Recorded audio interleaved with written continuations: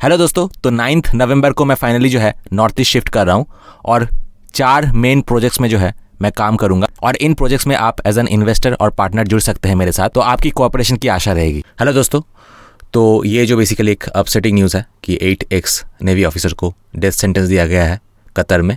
तो जैसे कि मैं उस देश के अंदर और उस देश के मीडिया के अंदर घुस के वहाँ के लोगों का और वहाँ के मीडिया का क्या रिएक्शन है वो आपको दिखाता हूँ। तो आज का जो वीडियो है बहुत ही इंसाइटफुल और बहुत ही इम्पॉर्टेंट है उन सारे लोगों के लिए, उन सारे इंडियंस के लिए जो कि अरब मुल्कों में जो है जाके काम करना चाहते हैं। एटलीस्ट चाहे वो काम करने जाए या फिर नहीं जाए वो तो उनका डिसीजन है, बट एटलीस्ट वो अवेयर रहेंगे कि वहाँ के जो लोगों का मेंटेलिटी है इंडियंस को लेके, खास करके जो हिंदुओं को लेके, वो क्या है वो आपको इस वीडियो में बहुत अच्छी तरीके से जो है जानने को मिलेगा। और ये वीडियो जो है आप तो देखिए और सारे जो है इंडियंस को भी शेयर कीजिए, क्योंकि बहुत सारे लोगों को ये पता ही नहीं होता है कि वहाँ पे ओवरऑल लोगों की जो मेंटेलिटी है वो क्या है।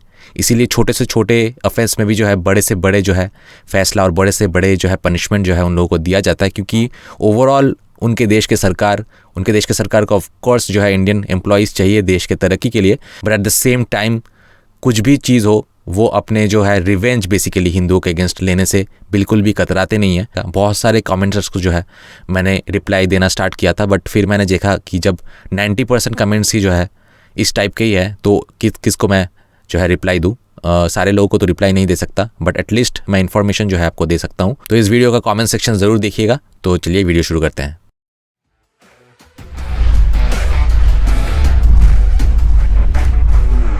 You're watching White News. السلام عليكم. Hello, मैं हूँ इजाफा फरीद व्हाइट न्यूज से। वेलकम। أهلا بكم.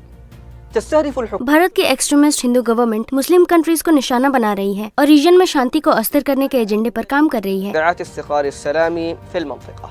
وفق द इंडियन एक्सप्रेस के according 8 former Indian navy officers को गिरफ्तार कर लिया गया है البحرية الهندية يعملون لدى شركة जो कतर के मिनिस्ट्री ऑफ डिफेंस के कॉन्ट्रैक्टर अल दहरा इंटरनेशनल के लिए काम कर रहे थे। إدارة الدفاع القطرية. تقدم الشركة कंपनी कतर डिफेंस फोर्सेस को ट्रेनिंग और दूसरे रिलेटेड सर्विसेज देती है। ذات الصلة لقوات الدفاع القطرية. تم الإبلاغ عن هذه इस घटना की रिपोर्ट डॉक्टर मीता भरगावा द्वारा की गई थी, जिनका इस मामले से कोई लेना देना ही नहीं था, له بهذه القضية जो कि एक आध्यात्मवादी और टीचर के रूप में जाने जाते हैं। ومعلم. وأوضحت التغريدة ट्वीट में ये बताया गया कि इन व्यक्तियों को 57 दिनों तक इलीगली हिरासत में रखा गया है منذ 57 يوما. كما تم منشنة رئيس और प्राइम मिनिस्टर, रक्षा मंत्री और अन्य नोटेबल लोगों को भी मेंशन किया गया था, जबकि कतर की गवर्नमेंट द्वारा किसी भी जानकारी का खुलासा नहीं किया गया था। معلومات من قبل حكومة قطر. أحد इंडियन एक्सप्रेस के अनुसार गिरफ्तार किए गए ऑफिसर्स में से एक रिटायर्ड कमांडर पुर्नेंदु तिवारी है, قاعد بورنيندو تيواري والذي जो कंपनी के सीईओ थे تنفيذيا للشركة وهو ضابط और एक बहुत ही सम्मानित इंडियन नेवल ऑफिसर है। على أعلى الأوسمة. خلال العقد الماضي تعتبر पिछले दशक में ये दूसरी बड़ी घटना है حادثة كبيرة जिसमें किसी इंडियन जासूसी गिरोह का पर्दाफाश हुआ है, और पहला कलभूषण यादव का था जिन्हें ISI ने गिरफ्तार किया था। يتولى وكالة الاستخبارات الباكستانية. نحن لا نتحدث हम यहाँ इंडियन इंटेलिजेंस एजेंसी की प्रोफेशनलिज्म की कमी के बारे में बात नहीं कर रहे हैं, وكالة المخابرات الهندية. ولكن ما حدث يؤيد लेकिन जो कुछ भी हुआ वो पाकिस्तानी दावों का भी सपोर्ट करता है कि भारत सरकार आतंकवादियों को पनाह देने के लिए जिम्मेदार है। إيواء الإرهاب وتشكل تهديدا للسلام الإقليمي. السؤال هو सवाल ये है कि क्या कतर में इंडियन जॉब के खातिर डिफरेंट जॉब और पोजीशंस पर काम कर रहे हैं, या वो होस्ट कंट्री के विश्वास के साथ विश्वासघात कर रहे हैं। أم أنه يخون ثقة البلد المضيف. يكتنف الغموض أنشطتها. Mystery in Indian naval officers की एक्टिविटीज पर निर्भर है। 5 नवंबर 2022 को जारी की गई BBC की रिपोर्ट के मुताबिक والصادر في 5 نوفمبر 2022. ولم تتحدث उनके परिवार ने उनके लापता होने के बारे में एक भी शब्द नहीं बोला। عن اختفائهم. من المفارقات أن رؤساء ये विडम्बना है कि इंडियन प्राइम मिनिस्टर को इस रीजन की कंट्री से पीस मेडल्स मिलते थे, المنطقة في الماضي لكنهم लेकिन वो अपने धोखेबाज भविष्यवक्ता चाणक्य की नीति का पालन करते हैं, जिन्होंने ये सिद्धांत दिया था कि अपने दुश्मन से मुस्कुरा कर मिलो और उसकी पीठ पर खंजर घोपो। وذلك ये धोखाधड़ी, फ्रॉड, गुमराह करने और झूठ के माध्यम से रीजन की शांति को अस्थिर करने की वजह से हुआ है। والتضليل والكذب.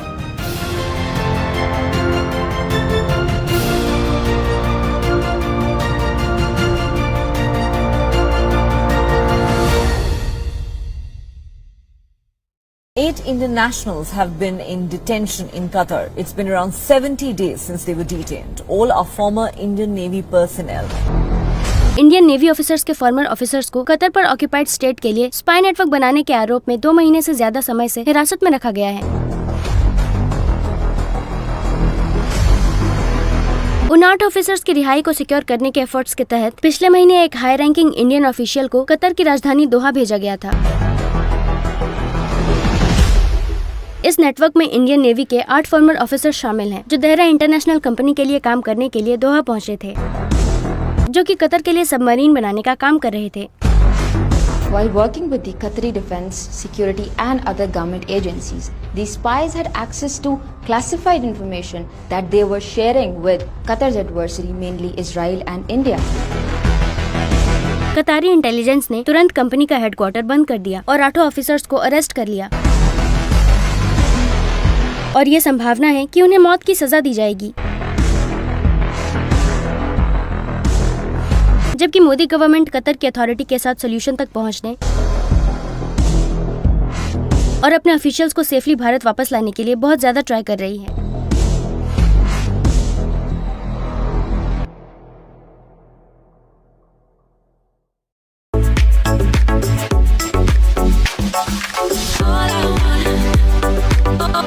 तो सबसे पहले यूजर YS7BX ने लिखा है कि जिस तरीके से गल्फ देशों का प्यार इंडिया के लिए बढ़ता ही जा रहा है, कहीं फ्यूचर में गल्फ देश इंडिया ना बन जाए, पता नहीं फ्यूचर में क्या होगा।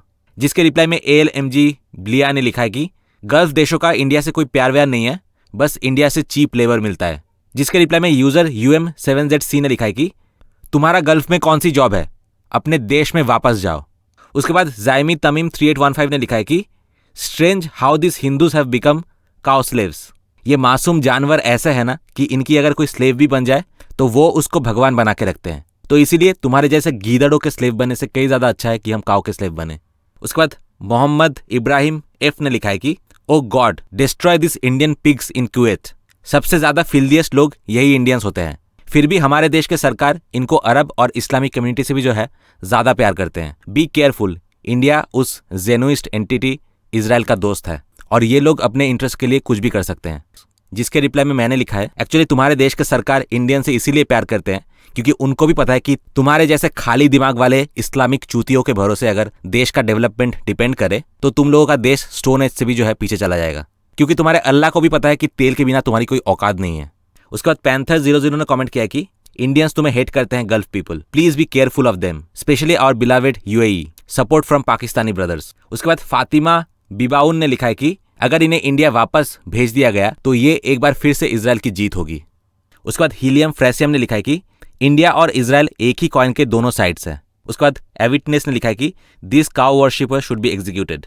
उसके बाद मेटा एक्सेस पार्क ने लिखा है कि हमने अपने रूलर्स और गल्फ देशों से 1000 बार ये कहा है कि इंडियंस पे कभी भी विश्वास मत करो। Majority of this Hindus in the Gulf are spies जो कि डेटा और मैप्स सेल करते हैं। आप अपने देशों के सबमरीन बनाने के लिए पाकिस्तान और टर्की को क्यों नहीं बुलाते? जरूर उन्हें ही बुलाओ और उनके साथ प्रोजेक्ट करो, ऐसा सबमरीन बनेगा जो कि बनने से पहले ही डूब जाएगा। उसके बाद RMPRR ने लिखा है कि बाकी सारे गल्फ कंट्रीज इतने रिलैक्सिंगली क्यों बैठे हैं? आई बिलीव कि अगर कतार में इंडियन स्पाइज है तो बाकी सारे गल्फ देशों में भी इंडियन स्पाइज होंगे and in quite large numbers. मुझे आशा है कि कतार इन स्पाइस से बेनिफिट उठाएगा और इनको यूज करेगा जेनोइस्ट इंडियन गवर्नमेंट को इस्लाम को फेवर करने के लिए अपने देश में।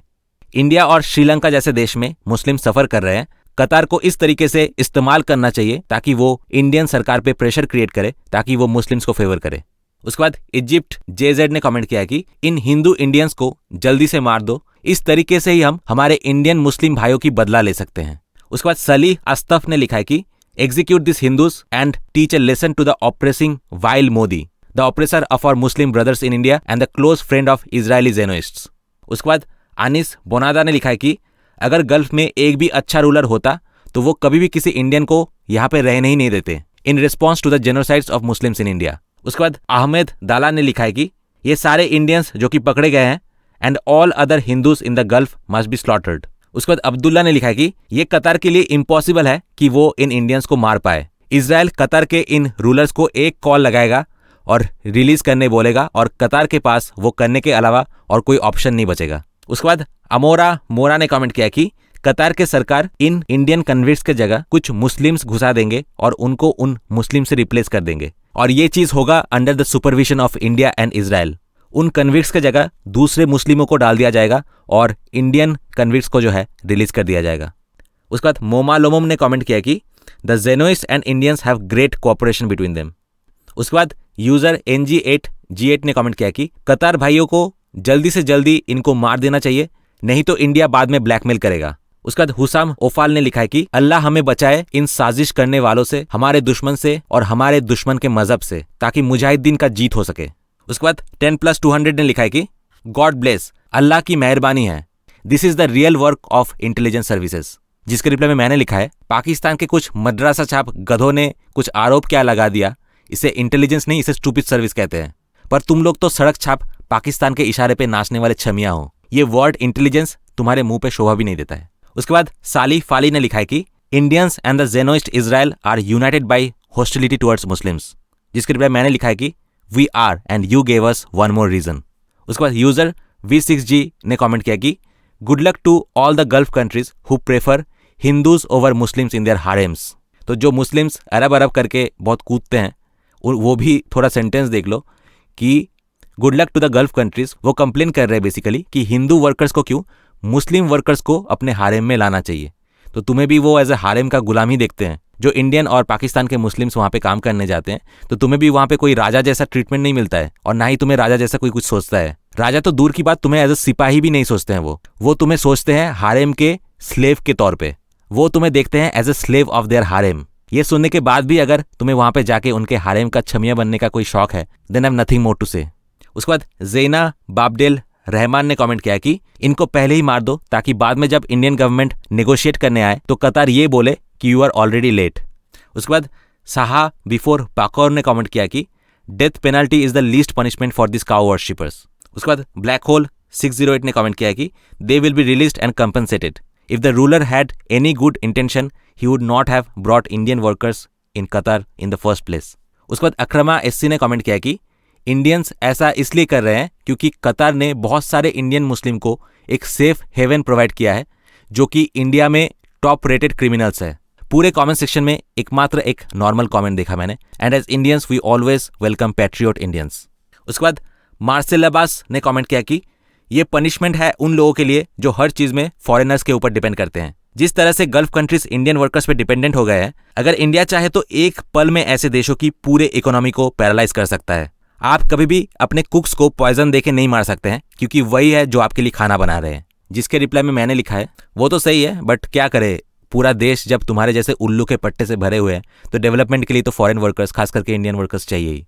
बट अगर उतना ही शौक है तो पाकिस्तान से वर्कर लेके आओ और उसका फिर रिजल्ट देखो। अगर ऐसा करते हो कि इंडियन वर्कर्स को पाकिस्तानी वर्कर या फिर पाकिस्तान जैसे इस्लामिक देशों के वर्कर से रिप्लेस करते हो, तो बाद में फिर इंडियन वर्कर्स को ही बुलाना पड़ेगा तुम्हारे देश में भीख के कटोरे मैन्युफैक्चर करने के लिए। तो दोस्तों, कमेंट का सिलसिला आज यहीं पे खत्म करता हूँ। मिलता है आपसे नेक्स्ट वीडियो में। Till then good bye.